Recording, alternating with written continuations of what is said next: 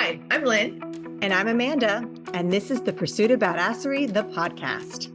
This podcast is all about taking action and creating that badass business abundance and life that you want. Where we share stories, laughs, wins, and epic fails to show you the whole picture of the entrepreneurial journey. It's not just unicorns and rainbows, people. Jump on and follow us through this raw and witty roller coaster, where we get down and dirty and go behind the scenes of life and entrepreneurship. Get on it, get over it, and get after it. Hi, I'm Lynn. And I'm Amanda. Welcome to the Pursuit of Badasserie, the podcast. We're back with another incredible guest. Today we have Clara. She's an international speaker, an award-winning educator, best-selling author, and host of Women Winning Their Way and Be Productive. She is the founder and CHO, which is Chief Harmony Officer of Capano Speaking and Training, and the creator of Clarity Success Method. With over 20 years in sales and leadership, her passion is providing women in business with work of key strategies so that they can work with more intention and put themselves back in the driver's seat of their life and help them create harmony between their personal and professional lives. Let Claire help you find clarity and help you create success on your time, free from guilt, overwhelm, and burnout. Claire, welcome. Well, thank you so much. I appreciate you having me here. Of course. Yeah, I'm excited. I love the clarity. All of you in YouTube world and podcast world can't see that she actually used her name in that. Yes, that was a gift that was given to me many years ago by someone that I worked with who was kind of an older crotchety man. And he would always come up to me and be like, "Can I get some clarification from you?" And I'd be like, "Oh, really, dude?" And then all of a sudden, brilliant. So that's actually amazing. Yeah. So that's where it is. Yeah. I love it. I love it. So tell us a little bit about you and how you got started. Well, I am that, quintessential overachiever. I am the youngest of four. So I think, being in the loud Italian family I'm from, exactly. It's like kind of had to push my way. And, when I look at, my brothers and my sisters, one sister's an artist, one was, sort of the party guy. Then we have the sweet one who was the cheerleader. So for me, it was going to be academics and achievement. That was going to be how I got recognized. So I drove myself, by, pushing myself to get straight A's, getting that first job, all of those things. And then I found myself in my 30s as a single mom with all the titles, the house, the car, all of those things, and still feeling very empty. And it was then that I had to start learning that I had to redefine how success was going to be for me, because chasing after all of those checkboxes didn't bring me the fulfillment that I thought it would. Oh my gosh. Yes, I understand this 100% on so many levels. I know that checkbox mentality of just feeling like, oh, as soon as I get a house, like check, as soon as I was just speaking on this at a conference recently, and it's so true that you start to feel like your worth is dependent upon checking off these boxes. And it's so much more that, and once you get those boxes checked off, you understand that there is something missing, and it's because you haven't properly defined what success is to you. Exactly. And you just keep chasing and you just keep chasing and you just feel more and more empty. And, the big moment came when my son was about 3.5. And, I realized I wasn't being present with him. I wasn't really showing up for my clients the way that I needed to show up. And, even my friends, one of my friends had even told me, she's like, we can't really hang out anymore because you're no fun to hang out with. You're bitter, you're, empty, all of these things. And it really caused me to pause and take, a big truth look at myself and kind of really reassess who it was that I wanted to become, because I had not liked the person I was becoming. That is it feels like this is the story of the theme of the last few weeks that we've been having this discussion over and over again. It's just really, it's so powerful because so many people don't recognize, either from an outside influence that kind of triggers that, or from an internal influence that triggers like, I'm unhappy. I'm not showing up the way that I can show up. I'm not getting the results that I want, and all these other things that are compounding around us. And I would love for you to share like that, like small aha moment where you're like, oh snap, like this is it, and kind of some immediate things that maybe you dug into. Sure. So it really was, my son. And at that one moment in time, we were home at night, and but at this time I was divorced. So I was sharing custody, and Nicholas had been just working on a picture. He was drawing a picture, and I was doing some work. It was probably around 7 o'clock at night. And he came over as I was working and just wanted to show me the picture that he had drawn, and he was so proud of. And I sort of pushed him aside. Mommy will look at that in a few minutes. Mommy's just got to finish doing this right now. And lucky for me, he basically stopped me in my tracks and said, Mommy, you're not paying attention to me. Mm-hmm. And whatever it was in that moment, it was as if the world stopped. And it really caused me to be like, wow, I need to start listening, because this was the most important relationship to me. This was everything I was doing, was to build a life for this boy, to be a role model and to be, the best. And so after I put him to bed that night, I, fell on the floor and had my ugly cry, and, started to kind of wonder, how did I get here? I had done all the right things. How did I get here? And, I realized it was, again, by pushing myself so far and having this mentality of, I'm going to outwork everybody in the room. Because I thought if I could just work harder, everybody would see how successful I was being. They would see how hard I was working, and that would matter. But on my path to do all of those things, I was showing up empty. I was completely absent because I wasn't being truly present wherever I needed to be. So I did have to make a decision. Was I just going to wake up in the morning and be like, that was a rough night, and just jump back on it? Or was I really going to take it to heart? So I started really just looking at ways I could get better. And one of the first things I did is starting expectations with my clients, because I really felt answering the phone every time it rang. If they said, oh, can you meet us at 5? Yes, I can. I thought by doing all of those things, I was being a rock star. I was being there for my clients. This is exactly what they would want. But it was causing me to fall behind in the areas that really mattered, such as my family. So by doing little things such as, can you give me a 3-hour window to return any calls or emails? Responding with, oh, I'd love to meet you at 5. However, I have a previously set appointment. I can make it there at 4:15. So by doing those things and taking back control over how I have my time, it really allowed me to control the process. Now, there's always going to be some wiggle room, and there's always going to be some of those things. And I've had some epic mom fails, such as waking up at 2 o'clock in the morning and realizing that I had just booked a training and it was going to be over my son's 8th grade graduation. So it definitely wasn't perfect, but it really allowed me to start to kind of have these checks and balances, and always going back to, before I agree to do something, now what I always do is I ask myself, if I agree to do this new thing, what is it that I have to say no to? Does it make good business sense? Is it moving me towards that vision of who it is I want to become? So those were some of the things that I really tried to implement right away. But the biggest thing was those boundaries. And by simply saying, I would love to do it, but I have a previously set appointment, they didn't need to know what my appointment was. It didn't matter if it was picking my son up. It didn't matter if I wanted to watch a movie or take a nap. It doesn't really matter. It's an appointment. And by really time blocking and really looking at where I was investing my time, that was the biggest thing. And that then started spilling over into how I became a productivity expert.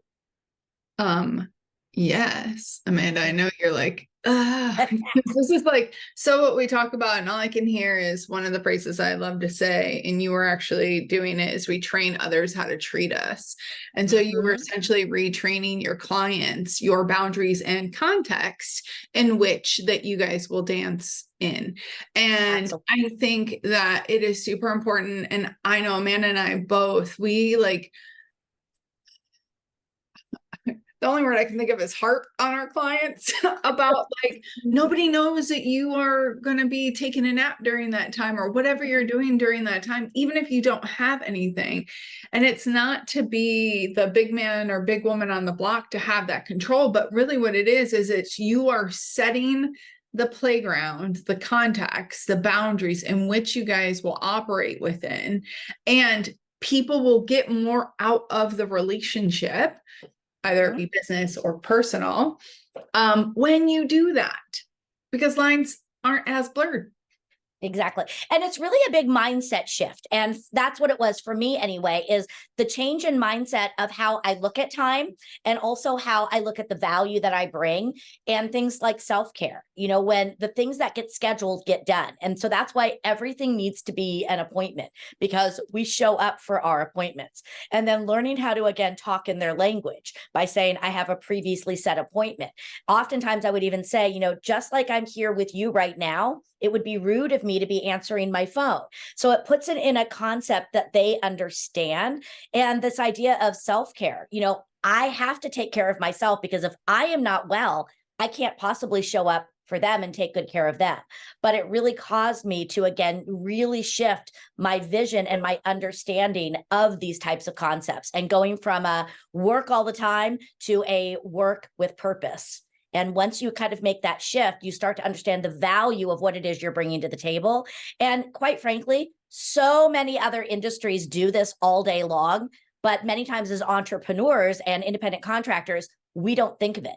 I can't call the doctor and say, oh, I don't feel well today. I'm free at 9:30. I'll see you then. They'll be like, oh, you're adorable, but no, we have a 2:45. Do you want it or not? And we have to, again, make it, because people also want to work with successful people. And if you're just a blank canvas and you're like, oh, I can work with you whenever, doesn't give the same, they aren't going to value your time as much.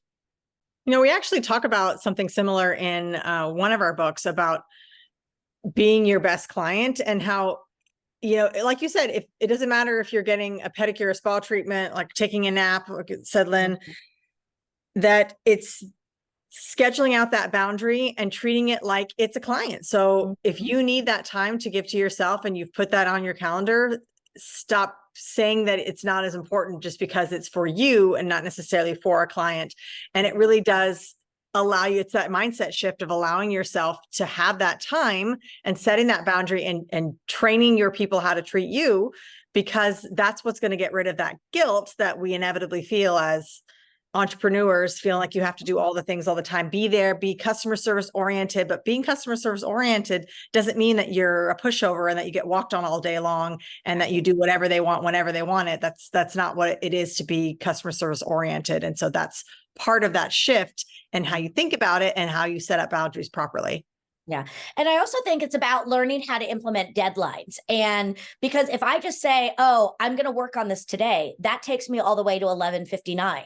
Whereas, the concept of going on a trip, if I have a plane that I need to catch at 6:00 at night, I'm at the airport, I'm set, I'm ready to go. And isn't it interesting how uber productive we are that day before we go on vacation, because we have deadlines? We have to do the same thing. We can't just say, oh, I'm going to work on this project today. I'm going to work on this project between 2 and 4. I'm going to make reach out calls to my clients between 12 and 1. Give yourself deadlines, because time will expand for whatever time we give it. So you can be more productive when you actually constrict the time. And that's, what it's about. It's not about being busy. It's about being productive and really looking not at the hours, but how you're using those hours. Oh yeah, that busy. That's a buzzword for me. Woo, it's a trigger. Yeah. It's one of our, we talked about this in the first book. I could talk all day long about how much I hate the word busy, because I think people use it as like the scapegoat other than being productive. Like, oh, I'm so busy. I have blah, blah, blah, blah, blah, blah to do, but I'm never actually getting anything done because I feel comfortable being busy and it makes me seem important, but really it's an excuse for not being productive. Oh yeah. We can talk all day about how much I want people to be productive versus being busy, because busy doesn't get you anywhere.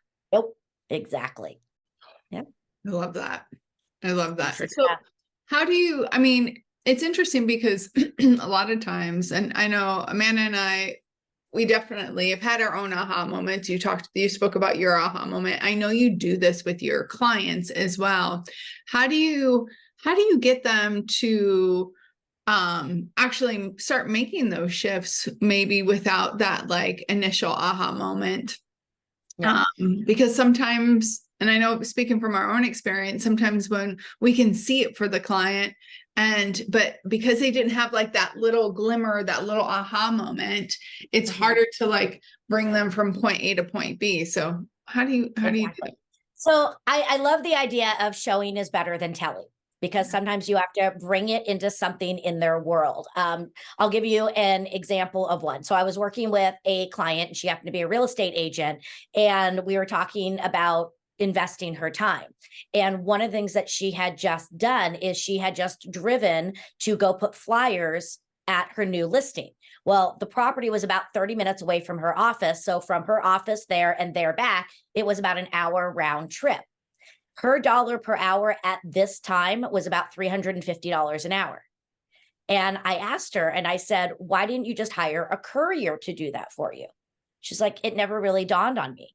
And I said, well, let's think about this. You basically just hired someone and paid them $350 to deliver flyers for you. Does that make good business sense? And she's like, I get it now. So sometimes, again, you have to be able to picture it and put it in their way. You know, this idea of what would the value of getting that time back? You know, what would the value be for you of being able to be at your kid's soccer game? What is that worth to you? Is it worth $100 so you can hire someone else to go and deliver something, or someone else to put that flyer or that PowerPoint presentation together for you? So it's all of those checks and balances, because time spent doing one thing is time spent not doing another thing. So you have to start to weigh them and start to look at them. So I do my best to, again, show them what is happening and showing them the alternatives by showing them stories, or again, picking out something that's going to be very relatable for them, so that hopefully it starts to click and connect. I love that example, because that is so true.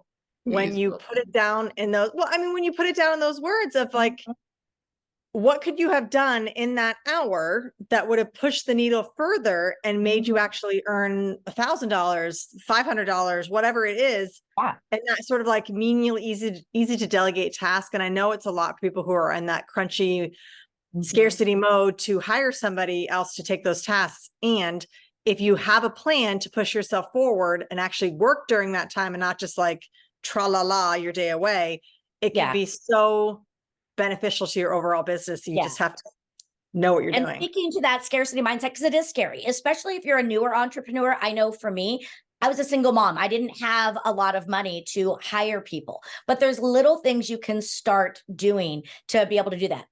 Putting yourself on auto payment for your bills, so you don't have to write out and do your bill pay. That can carve a few minutes. Scheduling in social media posts. You can sit down and in 30 minutes to 45 minutes, do all of your social media for the week and schedule it out so you're not scrambling during the week. You know, you can do a swap. Maybe you have someone else who's starting out as an entrepreneur and you guys can, you know, help each other out and do some trades or things. I used to do swaps with my friends all the time, where it was, hey, I'm going to work in the morning and do these things. You know, can you watch my son? And then let's swap in the afternoon. So you can get kind of a buddy system going. You know, when Nicholas was, you know, younger, he's 18 now, when he would sit down to do his homework, I would sit at the same table and I would do my homework. So again, there's different ways to bring it in. There's interns that you can get. There are stay-at-home parents who would love to just do something for a few hours a week to get them out of the house, where you don't have to pay them buckets of money. So there are ways to find this help and to delegate small things, because even if all you can do is shave off 30 minutes a week, think about if you took that 30 minutes and you reinvested it back in to generating business, it's going to pay for itself. It just takes that leap of faith and that belief that it can work. Absolutely. You're preaching to the choir. These are all things like we absolutely talk about all the time. And I love it. And we also love having people on who have a very different outlook and opinion as well on our podcast. So those listening, I just want you to know, we're not just all about the people who think the same way that we do.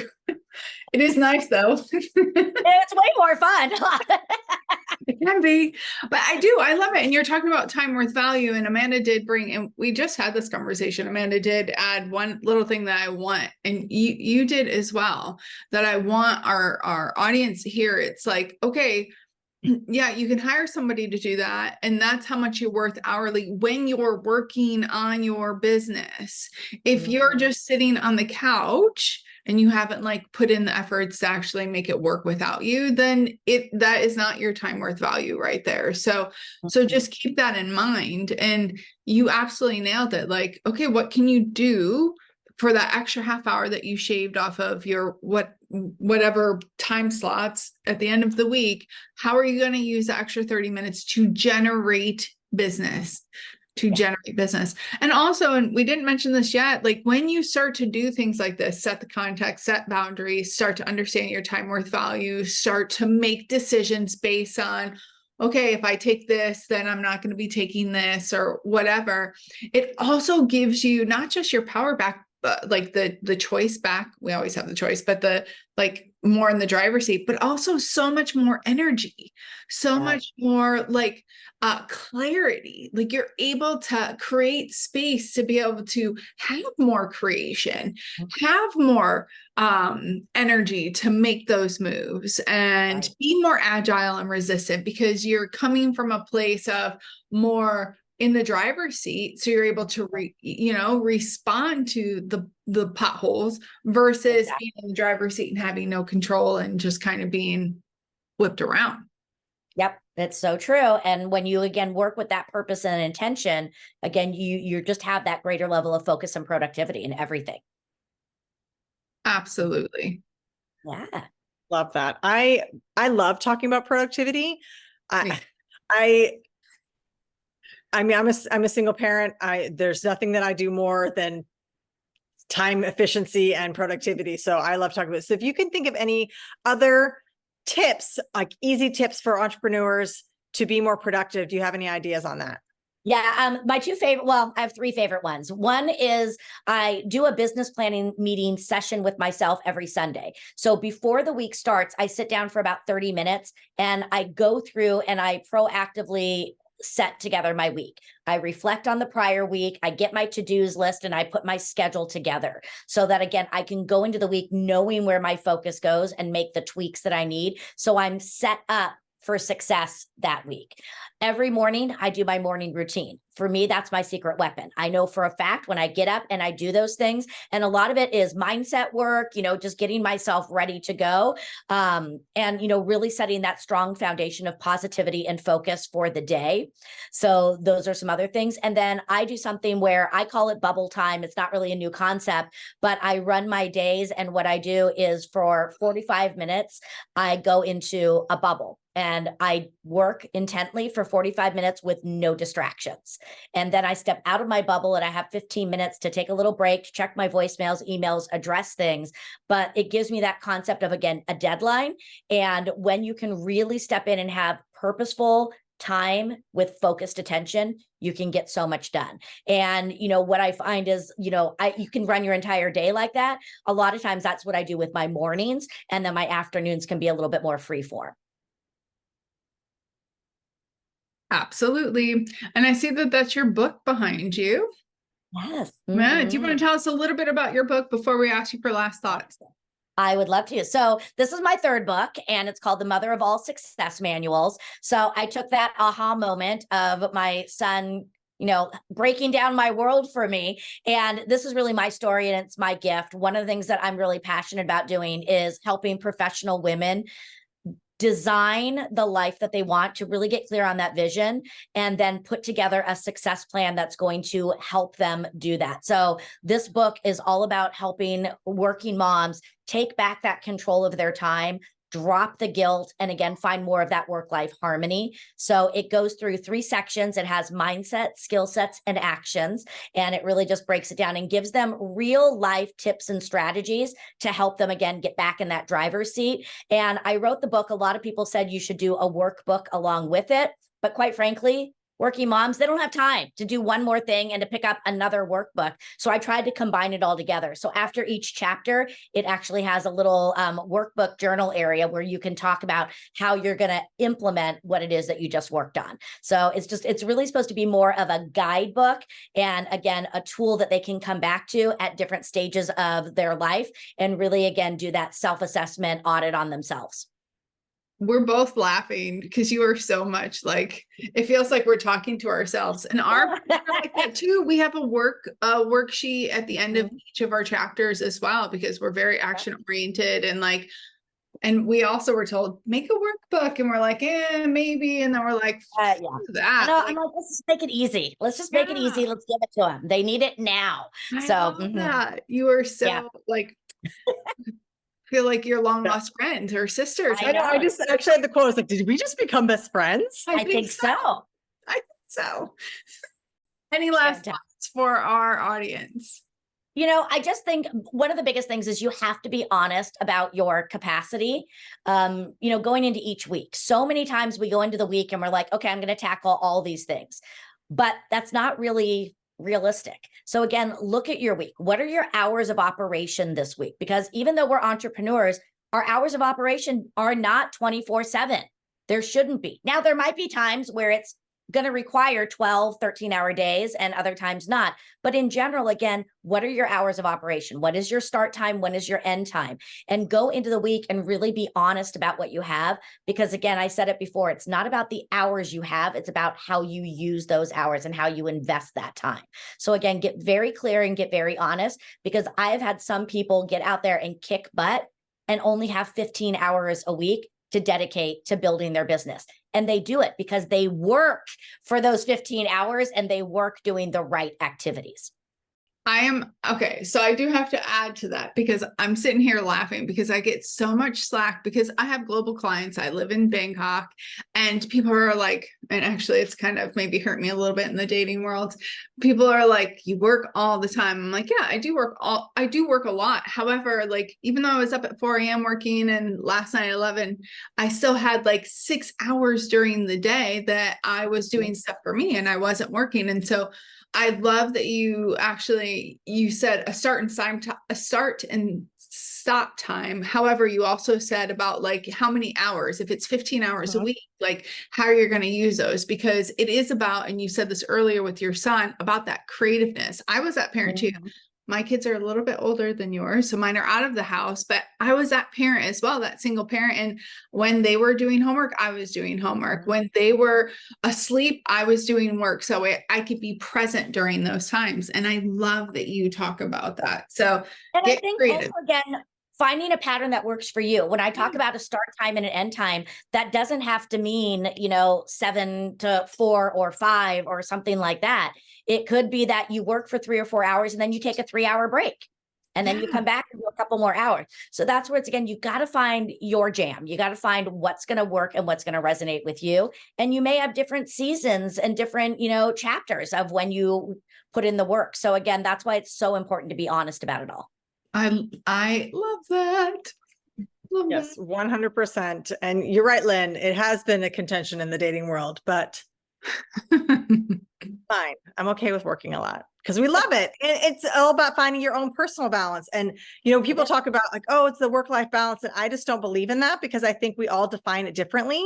So balance is what you make it. And I think that's part of this whole world, is like allowing yourself to be balanced in what you think is balanced, and setting the boundaries that work for you, setting your schedule that works for you. Yeah. And I'm unapologetic. I love what I do.